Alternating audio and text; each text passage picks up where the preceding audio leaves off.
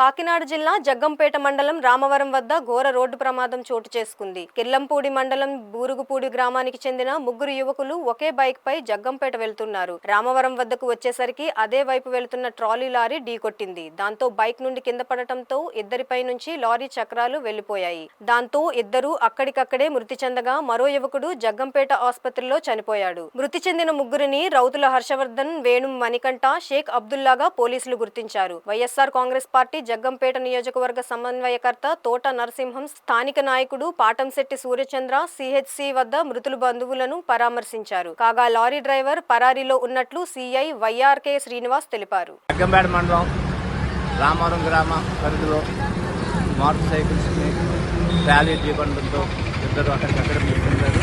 ఒక వ్యక్తి గాయపడగా హాస్పిటల్ తరలించడం జరిగింది. అయితే ఇంకా మృతుల యొక్క వివరాలు తెలియవలసి ఉంది.